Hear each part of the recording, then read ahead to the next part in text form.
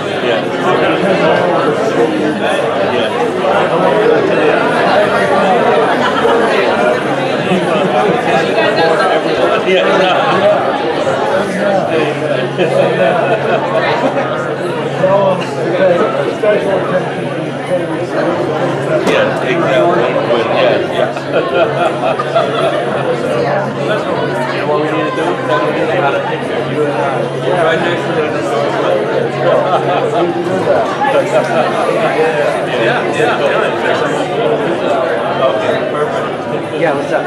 So now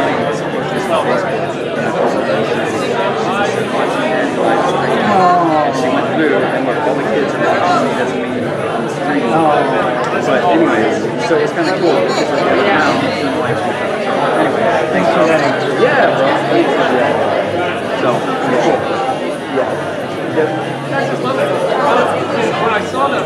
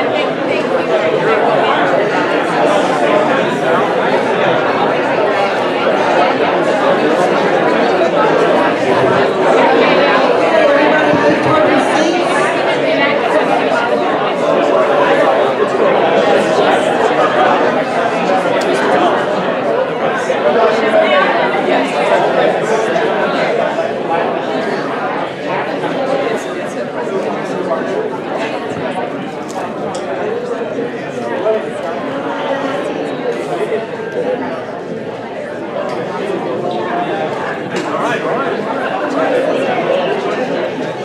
you've got 1 minute to get in your seat.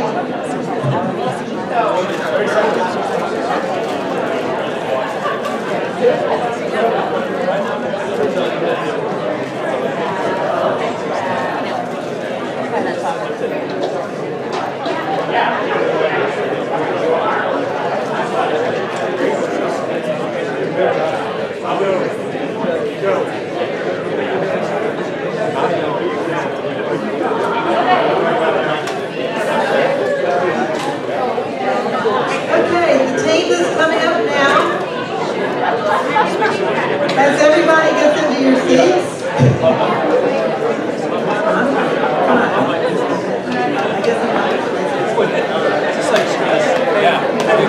Hey guys, you're going to want to hear this, so if everybody can quit talking and get in your seats, you're not going to want to miss this thing.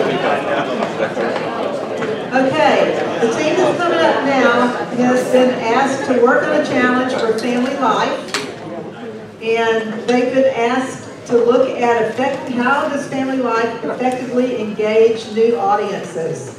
Like, not as many people are listening to the radio for things as much today, so how can they effectively engage more audiences than they are engaging? And I probably don't have that right, that was just a guess. So anyway, we have an expanded team up here. Who do I hand the microphone to? And Alan Tung is their coach. So.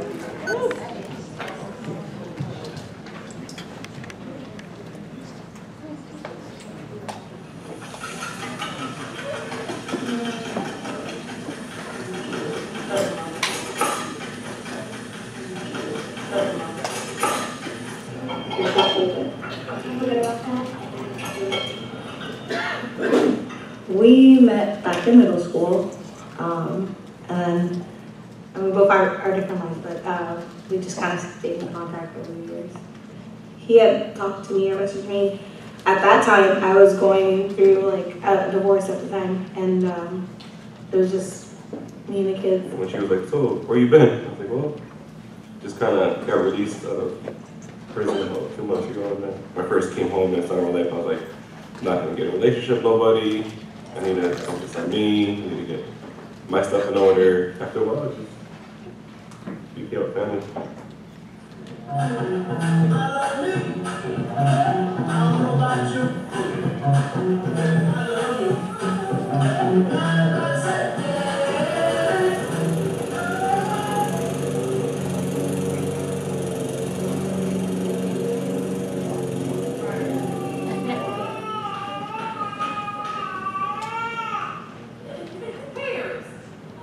It was hard in the beginning. Yeah.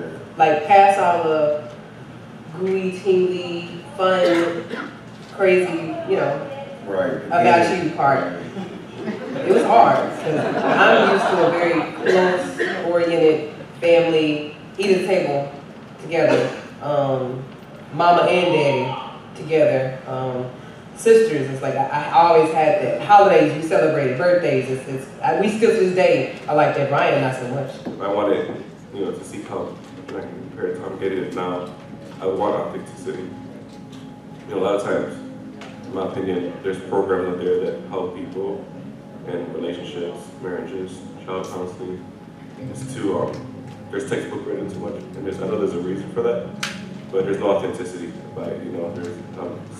I want to speak to someone who went through it. Like having that, freedom to kind of throw on a podcast or something easy, like when you're driving to work, it kind of leaves you with no excuse to engage yourself in something. So that's something I can listen to on the way to work, or something I can listen to right before bed or something. It's just really easy to be able to turn it on because everybody has access now with phones and the internet and computers and stuff.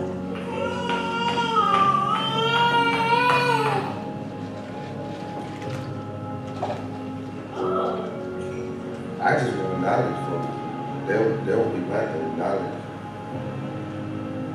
Somebody to give me information, or if I'm stepping out of line, or to bring me back, to not let you, like they said, the old people, like, well, you got to jump off that cliff, just to hold me, bring me back off that cliff. What I would want is for us all to experience on a day-to-day basis how a mom fully embraces her daughter. You know, how, you know, when there's conflict, how to work through that conflict without division. For something that really grabbed my attention and not waste my time, even if it's something I had to work hard with a part of, it would have to have like a good side of like, what do you do when your kids drive you insane? Or what do you do when when your wife is driving you crazy? Or like, what do you do when you think she doesn't love you anymore? Just, different things that were like, and this is a little, video asking for that or something. Open, objective ears. Right. And not defensive ears.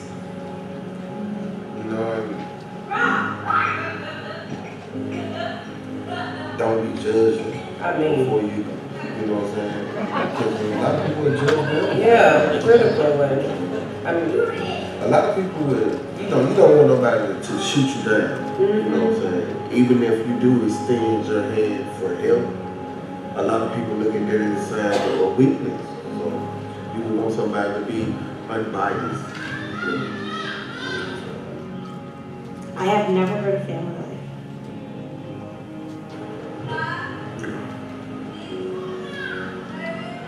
I have.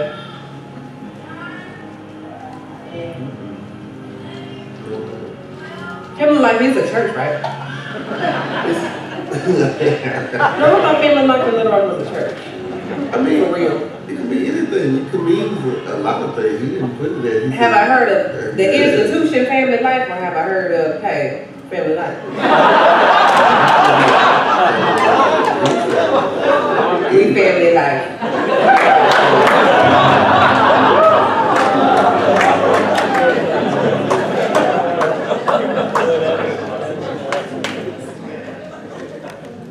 You notice in the video that some of the couples didn't know who Family Life was. And over the course of these last 6 months, we've got an opportunity to engage with Family Life and understand more about their ministry and really their heart and mission to see every home a godly home.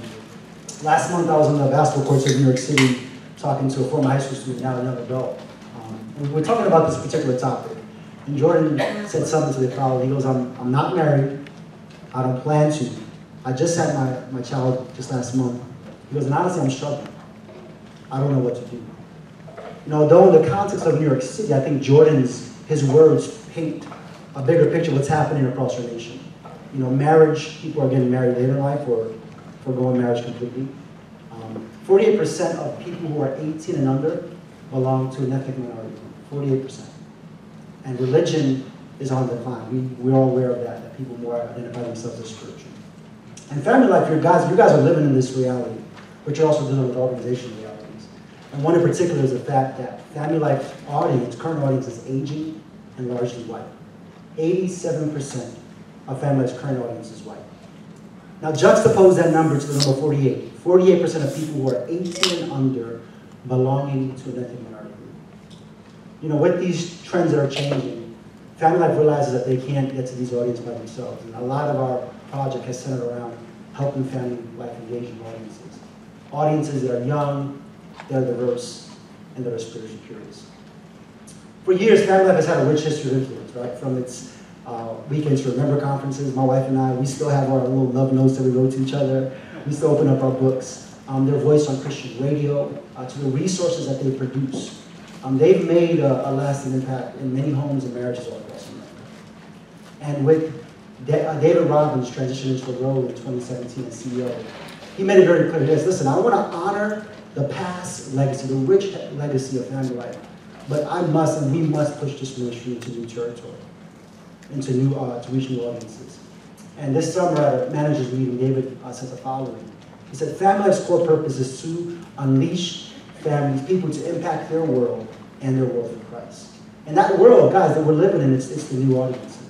It's the young, it's the diverse, it's the spiritually curious.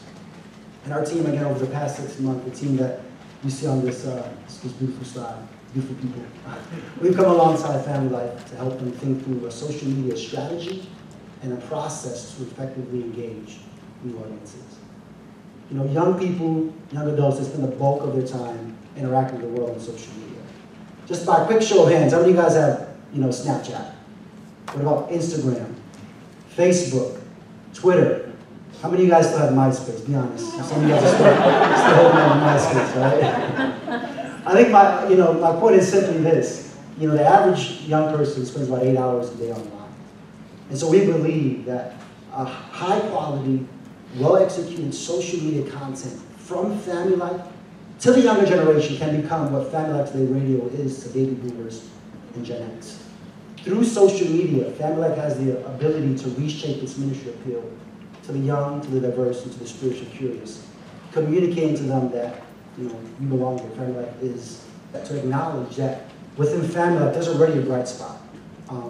Just last month, their Facebook page had over 450 likes, 450,000 likes, and their followers. And so that's great. It shows us that FamilyLife can succeed in that realm, but it is not a significant movement towards the young, towards the diverse, and towards the spiritually curious, right? Facebook is on the decline. It's attracting the older population. My mom, she messaged me the other day on Facebook, and I was like, what? Hold up, what's going on here, right? And so we want to propose that Instagram is a platform that FamilyLife begins to engage with. We're not saying get rid of Facebook. We're not saying get rid of radio. But we say build up Instagram as the platform to engage the young, the diverse, and spiritually curious. It's one of the fastest growing social media platforms. And it has a slightly higher use among African Americans and Hispanic Americans than white Americans. As I kind of alluded to earlier, FamilyLife Today Radio, it sets the drumbeat for FamilyLife. It has a huge audience. But where's the drumbeat for the young, the diverse, and the spiritually curious? Again, we would say Instagram is that opportunity. I want to put up 2 slides to kind of begin to close out. 2 slides. The one on the left is Instagram feed from FamilyLife, and the one on the right is your right, my left, is Michael Todd. He's a pastor of Transformation Church. Just from our research, we look at FamilyLife's Instagram feed. It has a feel that maybe appeals more to ladies and the people more in majority culture. As a person who's half black and half Puerto Rican, I look at Michael Todd's Instagram posts, and it makes a good first impression. That's not saying that FamilyLife doesn't make a good first impressions on their Instagram feed, but I see people that look like me. I see people in my Hispanic community. Without even looking at the text itself, it already tells me that I belong here. And so at the heart level, FamilyLife has to be willing to connect and to speak to a non-majority cultural people. But I think the question is worth asking as I transition to Angelina. Can FamilyLife accomplish this in their current state? And I would say no. But we want to set family up to become the future FamilyLife. So I'm going to share with you 3 key ingredients in becoming the future FamilyLife. The first key ingredient is becoming partner-friendly. Now, I would define partner-friendly more as a strategic alliance.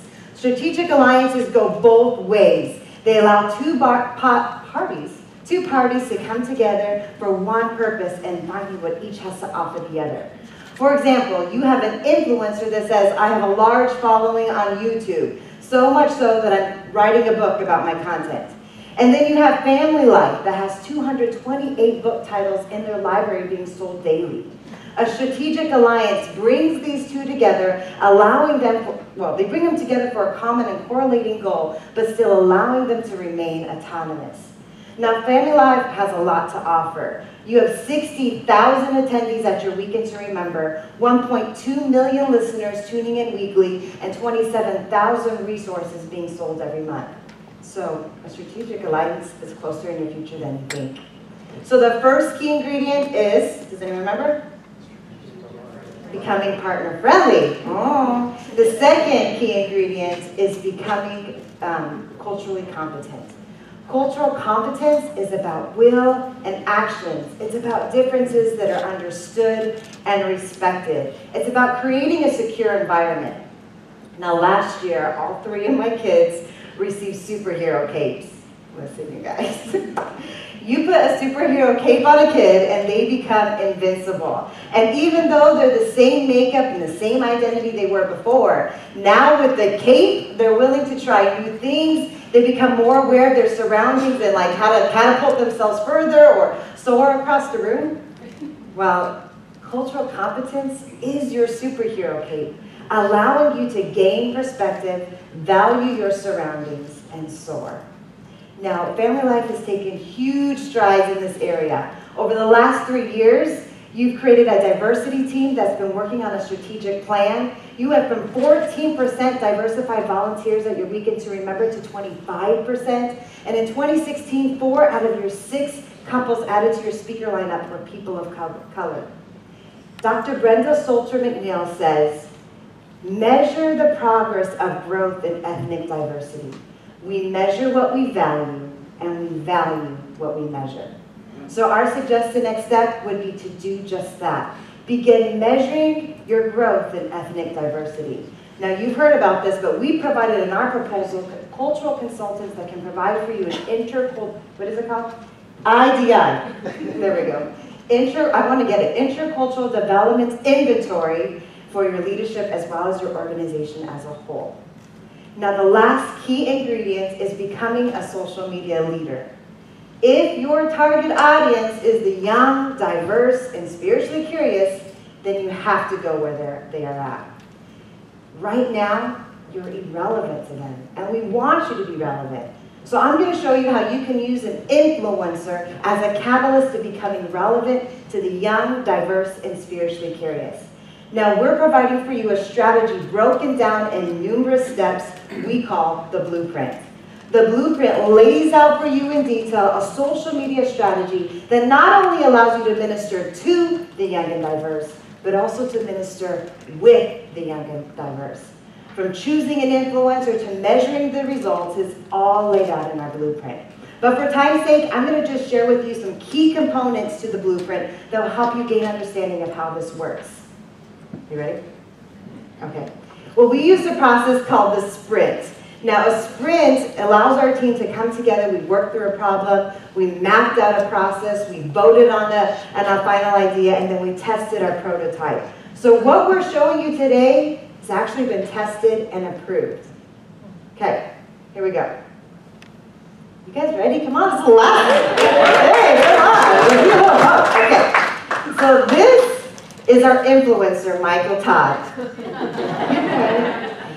He is the lead pastor of Transformation Church. He has 290,000 followers on Instagram and over 20 million views of his content on YouTube. So it's no wonder that FamilyLife over here creates a strategic alliance with the influencer. Now this is our FamilyLife fan. FamilyLife fans are young and are diverse and already following FamilyLife on social media. Now, FamilyLife fans are key. Why? Because they have followers. There we go. There's our followers. Yes, and those followers are young, diverse, and spiritually curious, which is our target audience. So, FamilyLife reaches out to their fan and says, hey, we have an amazing strategy for you to reach your family, friends, all on Instagram. All you have to do is like and share. That was easy. So the influencer on a determined date, posts specific content, and the fan shares it with their followers. Let me see your followers. This is your kid. Yes. Now some of you can take a seat. Thank you. Now some of our followers are spiritually curious. And they, along with others, begin following the influencer. Let me see followers. Look over here now. There we go. Good. Now, you may ask, where is FamilyLife in all this? Well, after 2 posts in a live event, the influencer introduces, you can stay seated, to our followers, FamilyLife, and says, hey, check out FamilyLife and all that they have to offer. And they begin to engage with content like the art of marriage. Now, resources and tools like the art of marriage allows the followers to engage with similar content that they've already been engaging with the influencer with. So now the followers are connected to FamilyLife, and it is the beginning of a beautiful relationship. Give it up for that. We've tested this, and it works. Not only do you build relationships with the young, diverse, and spiritually curious, but your fans gain more ownership and become even more connected to FamilyLife. So we believe this strategy is key to the future of FamilyLife. but will Family Life be able to adapt? And I believe we can. Family Life can adapt. And if Family Life adapts, they can create a space where the young, diverse, spiritually curious truly belong. A place where they can really say, we are Family Life. For us as Family Life, the situation is very clear. 87% of our audience is white. Yet 48% of those under the age of 18 belong to an ethnic minority group. Yet our vision is still the same.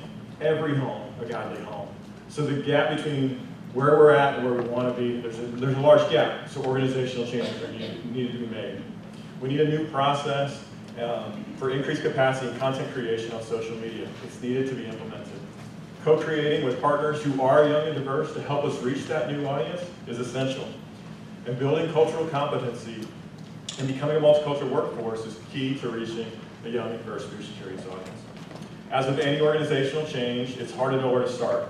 So we created the blueprint just as a way to get the organization moving down a new path. But there is a cost, right? It's going to cost money, time, and human resources. There's a cost to not changing as well. If Family Life doesn't change, they'll continue to age with their audience. But the cost is highest for those that Family Life is not reaching. See, it's the eternal destiny of those we want to reach that's more important, right? There's the people like Jordan that Moses talked about on the basketball court, or Ryan and Amber that you saw from in the video. The cost is highest for them. But we believe in Family Life. We believe Family Life can make these changes, and that God will use the faith-filled efforts of Family Life as they engage in this project. The Family Life is a people and the organization that God's called to the vision of every home, a godly home. Just imagine what it would look like, right? If people started to hear the gospel in a way that made sense to them, they could engage with, that helped them in their relationships. Imagine Jesus intersecting with them in their lives being changed. What's the difference that might make in their families, in their parenting? What's the difference that their legacy might have as they passed on their faith to the next generation? So we just want to say thank you to the ALC for letting us work on this project. We just want to ask you, would you engage fully in this? Would you join in with this organizational change? Would you accept these challenges? Would you do it for the sake of Ryan and Amber, Alex and Alina, and for Jordan? Would you develop the processes, the content, so we can have social media, well-done social media for the young, diverse, spiritually curious? Would you grow in your own understanding of the gospel and lead us as staff to grow in our understanding of the gospel? Would you help us grow in our understanding of the stories of people that we're not reaching yet and grow in those understanding yourself? Allow God to use you to reach people so that they can know Him. Allow God to use you to build the people, or build the marriages and families that He wants to build. And allow God to send people so the vision is really accomplished. Every home, a godly home. Amen.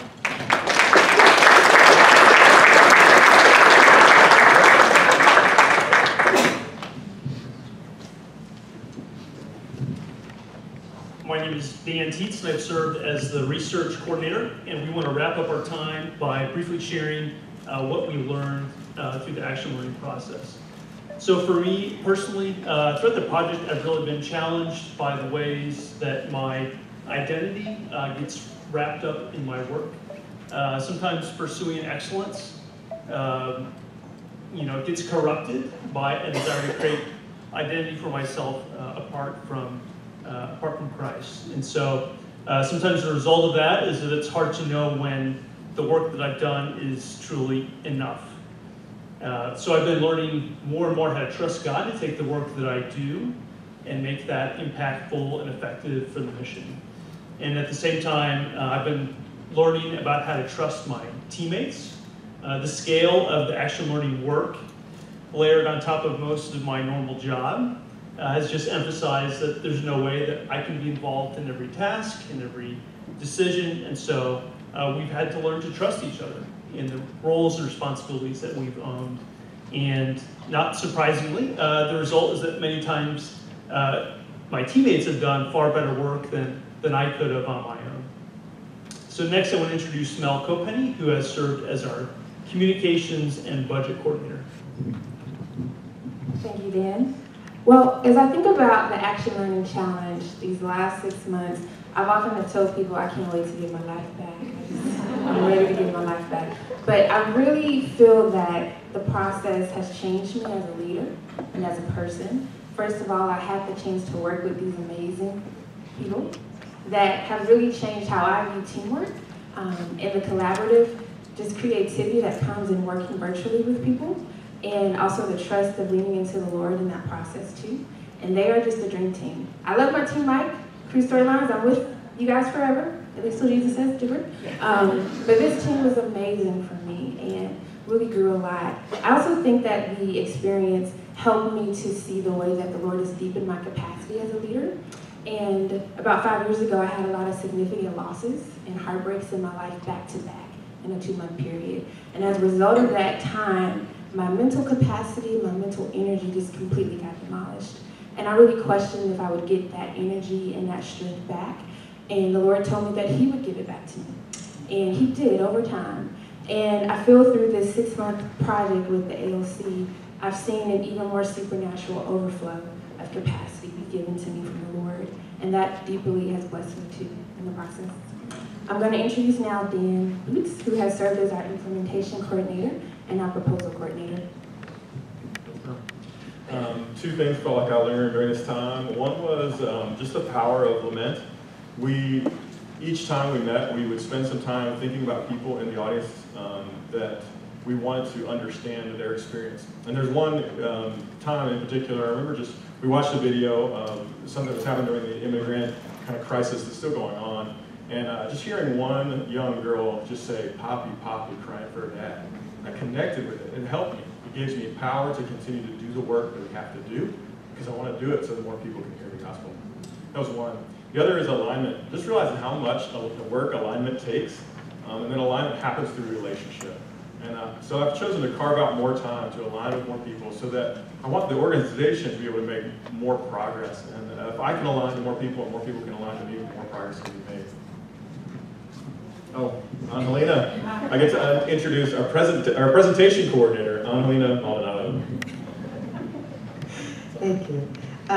One significant thing that I learned was, just like Dan was saying, the heart behind what we were doing.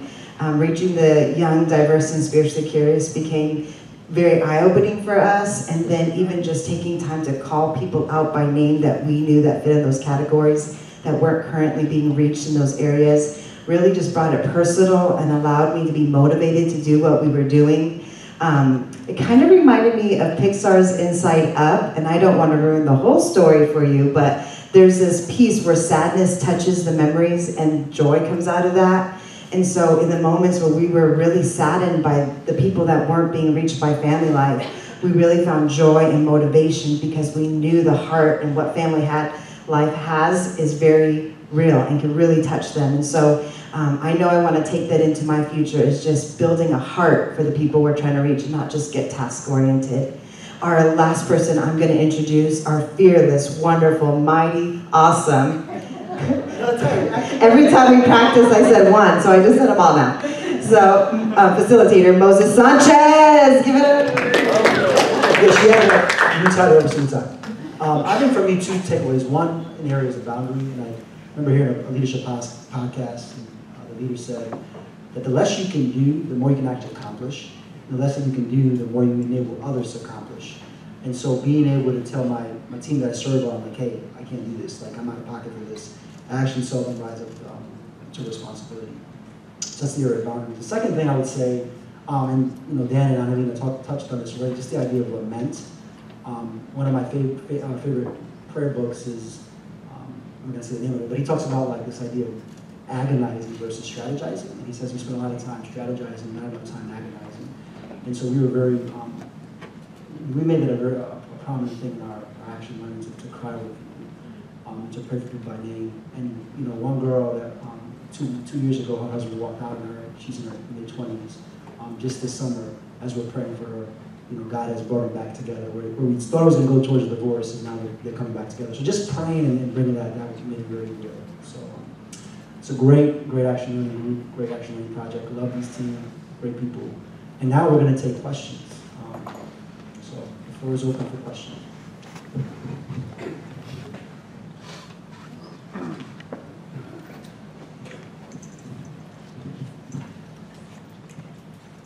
Well, we are parents of a 16-year-old and an 18-year-old, And so, you know, watching them go through that stage where they're very much in a process of separating from their family and their parents and trying to find another place to belong among their peers and establishing a group identity there.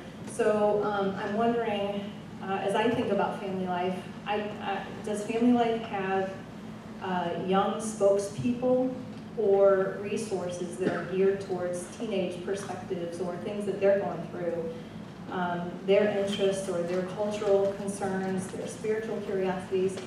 Do they have that kind of stuff? Because even if you get a kid to, you know, go to the sites, they don't see anything that, you know, if everything looks like it's geared toward their mom and dad, my kids, I can just imagine they'd be like, never mind, you know.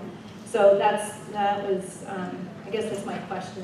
Is Family Life prepared with spokespeople and resources that teenagers or kids younger would be interested in? Yeah, as far as we know through the research, that's not been a big focus of Family Life. It's been more speaking to the parents and the husbands and wives. But, you know, a part of what we're suggesting is getting voices that are younger, faces that are younger, so that when people move in, you know, that those teenagers pretty quickly move into a phase where they might be considering relationships, marriage, and then becoming parents. We want to kind of catch them early in that process, and even help them think about how would you lay the foundation for a godly marriage. And so that's kind of the point at which I think Family Life will begin connecting with people. Helena, some of us in this room know that you and your husband are bivocational and co-pastor a young multi-ethnic church, which sounds like the exact demographic that Family Life is going after. So I would just be curious, as you and your husband think about your congregation, what has resonated with you, and what does Family Life, from your perspective, have to offer people that you and your husband are leading in churches like yours? Good question, Jamie. Well, I mentioned in my time that we learned, we named people that we knew, and I could probably name my whole church. I think that, and actually Alex and Helena that you saw at the beginning, those are members of our church. And when he came out of prison, he reached out to my husband, and they started going to our church, and now they're living for Jesus and getting married. They just had a child together. And so it's been a process of just seeing it come together and having them participate and learn about Family Life and sit in their home and share with them what it is. And so I think that's the wave of the church to the young and the diverse and spiritually curious. It's you connect through apps. You know, we have a giving app at our church. We have a community app. We have so many different ways to connect, and it's all digital. So I think if we could provide Family Life on their phone as well, it's a great opportunity for them to continue to stay connected in that way.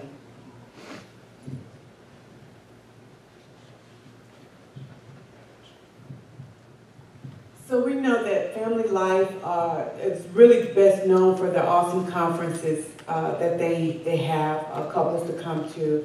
And the conferences, especially for the new audiences that you're talking about, the younger people who are just getting married, or people coming from African American communities, Hispanic communities, where there's not a lot of money to invest into those marriages and all of that. So what have you all thought through, or what is your thought on how do they really get engaged or get involved to be able to go?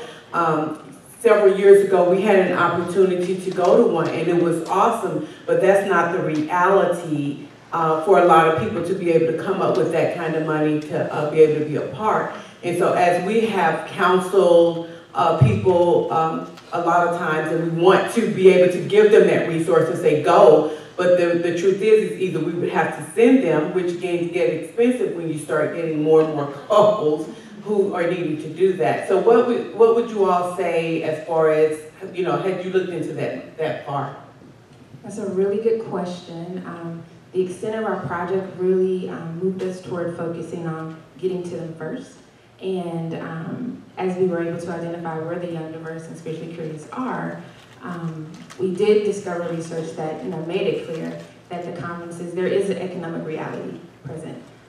But in light of the research that we had to do and the time frame we had to do, digging more into how to make the conference more affordable and connect with different economic realities was something we were not able to touch on at that time. But it's a very good point. Okay, hi, I'm Audrey, and I'm the social media manager at FamilyLife. This obviously impacts me directly. So yeah, I've got several questions. One of those being that the challenge with social is that for FamilyLife, I'm representing the rest of the ministry. I'm the face of the rest of the ministry. And so how can reaching these audience not solely rely on the social media manager, but how can the rest of the ministry rally around me to equip me with content, so the other content creators in the ministry rally around me to support that. Also, what do you recommend we do as far as our Facebook audience? We obviously do have about 470,000 people there. Do we abandon that audience to focus solely on Instagram? And finally, how do we get the funding and priorities in place to make this happen as we currently operate with a staff of 1.5 people? So, thank you. This is an excellent question. And part of our proposal actually includes 4 other pieces well, they're part of deliverables. We have 3 deliverables that we created. But the 4 other pieces are timelines for change. And there's a timeline of change for creating social media content. There's one for partnerships. There's one also for building cultural competency. And then there's one for building capacity in social media. And each timeline follows a present to 6-month reality, a 1.5-year reality, and then 5 years and beyond reality. So we were thinking about you. We were making those timelines. We were. And as it relates to the capacity issue, one of the timelines specifically provides ideas and suggestions for bringing new people on, utilizing current staff that have a affection for social media that could potentially do double type of work, in the organization. As it relates to the Facebook piece, one thing that we talked about, Dan and I, a lot, was don't disrupt the success of Facebook, but really continue to build there while you're building a new audience in Instagram. Because you have success, there's a bright spot there. So continue to do that well, but then also channel energy toward Instagram to keep the 2 growing at the same time. I think that was 2 of the 3. What was the 3rd one? Funding. Dan, you want me to answer this question? Yeah, and so in that timeline for content creation, our proposal is that within 18 months to add an Instagram manager and add a dedicated video person for social media. We feel like those are just 2 huge steps to make this strategy go. And we realize there's cost involved in that, especially if they're paid staff. But I think kind of like Dan Boots was sharing, this is, FamilyLife is really facing the reality of the 87 and the 48. It's not a choice. This move has to happen, and we think that social media is a great way to move in this direction because it's relatively low cost compared to other strategies, and there's a lot of opportunity to experiment and iterate and adapt and learn. As you know, you can get so much feedback through posting something and watching how the response is. So I think this is an entry point to really pursue those new audiences that can't be passed on.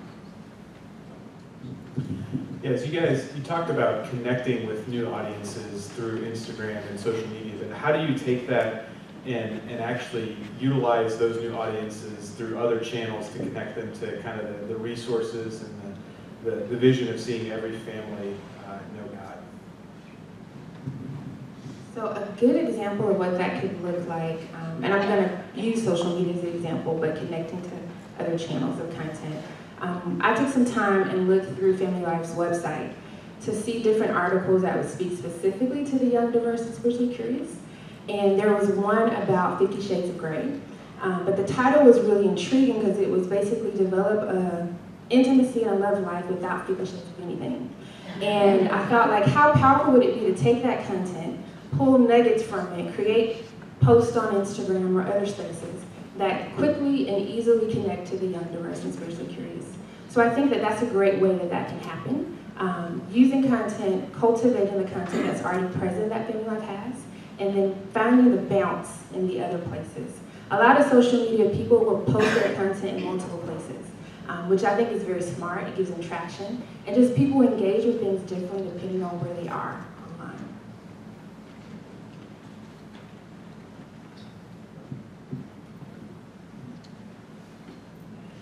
I'm experiencing a lot of feelings as the youngest person on staff of FamilyLife, soon to be replaced by a couple that's in the process.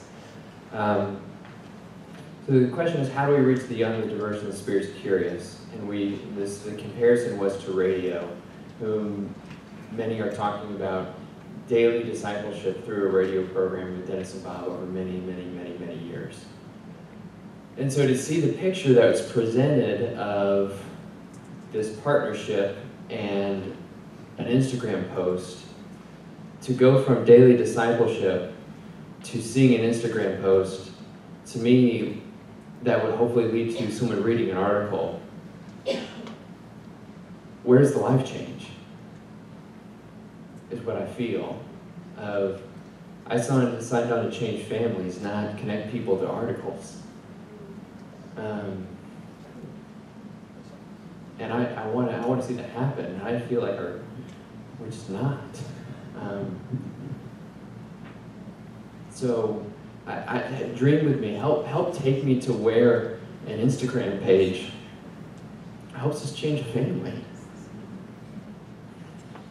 Yeah, it's a great question. I think one thing we discovered in the process was really, in some ways, the similarities between social media and radio as channels. They're both simply channels. And I think that's important to recognize. The depth can be there with social media just like there can be with radio. And we think the difference is that young people are not, radio is not really an option with young people.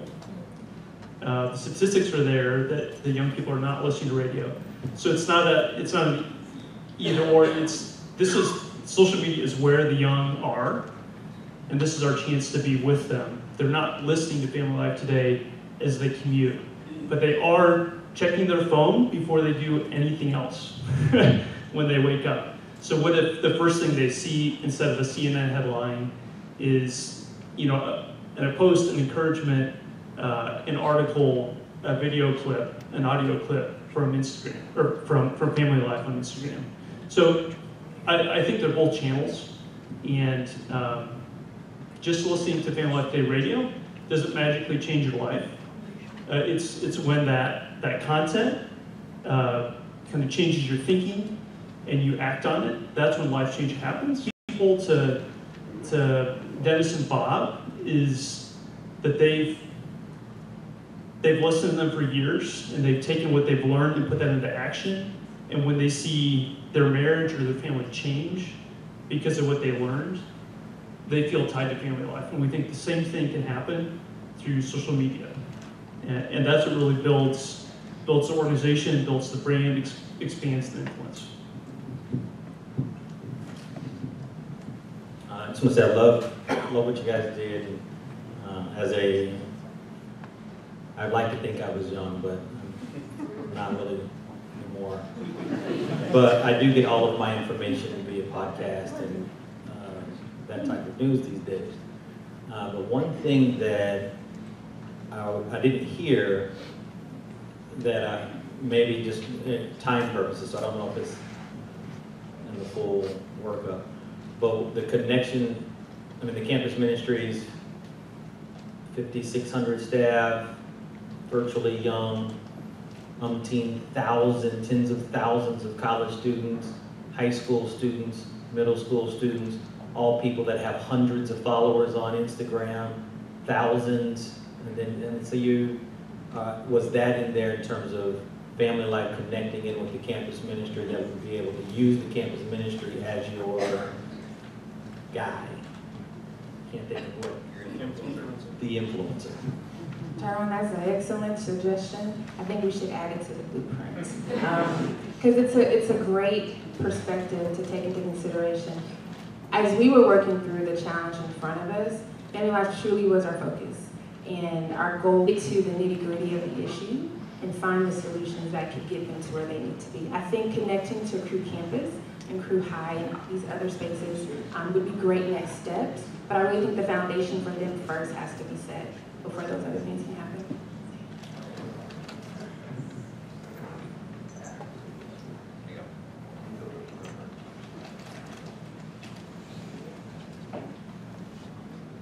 Hey, so during your research, I'm just curious, having worked at Family Life, did you find that people were confused about it being, is it a family ministry or is it a marriage ministry?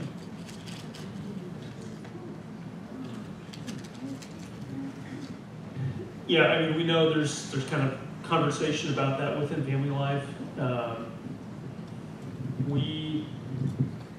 don't know that we didn't really ask that question externally. We know that that's in the Cyrano family study. That's one of the questions that's being investigated. We know there's another branding phase of that that's coming that'll probably touch on that. So we didn't do that research externally, but we know it's a conversation that's going on.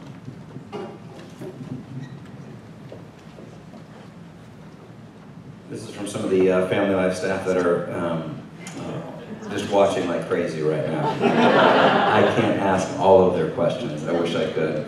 But since so much of this is dependent upon a partner and influencer, it's not something that's been, I would say, has been a hallmark of Family Life's existence over the past 40 years. What are some practical ways that we can become partnership friendly as an organization? What does it look like to partner well if some of the strategies dependent upon influencers? I think with the partnering well, it's considering that both parties bring much great connection to the table, but also because of the state of what we're doing as believers who are missions minded, the gospel is the heart of all of this.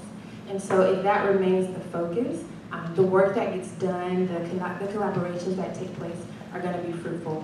As we were thinking about Family Life, and actually this question, we rehearsed this question, Family Life and an influencer like Michael Todd, the reality is both just bring so much, and to see, like I follow Michael online, and in the last year, his content has changed my life. I'll give you another good example. And I have a good friend in my life right now that's walking through some hard things, and I've just been shooting her videos from this YouTube channel.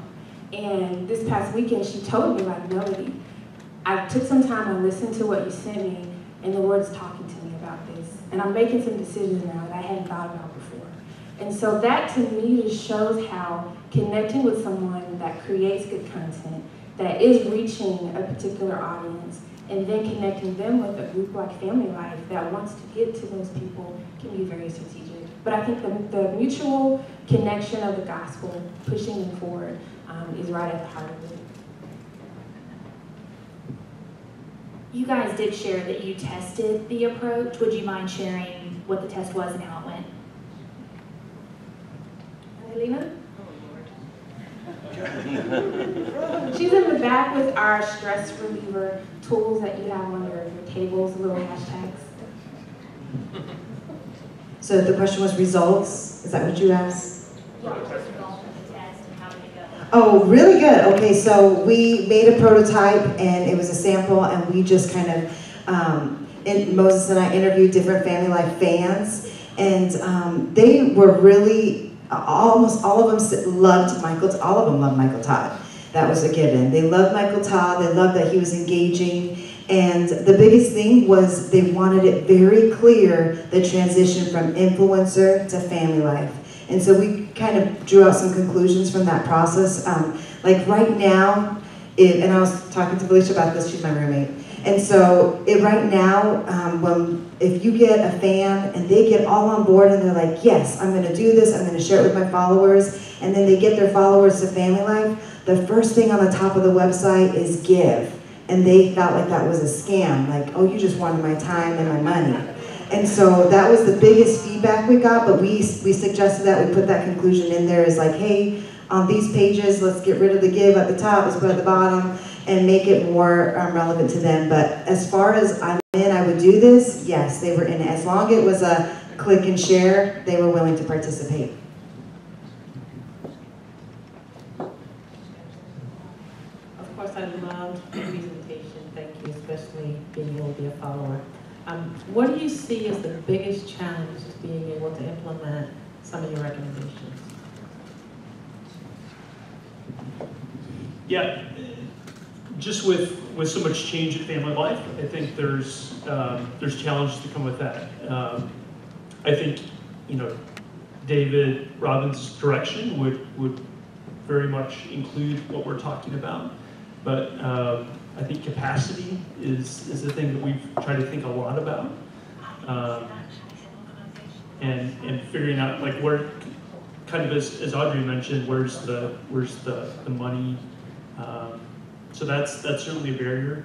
But you know, we talked about who does family life have to become for this to happen. I think there's cultural, organizational culture elements that need to evolve and grow to really kind of open the pathway for this kind of effort to thrive.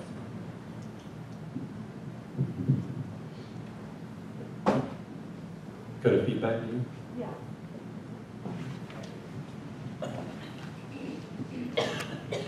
Okay, thank you guys, that was fascinating.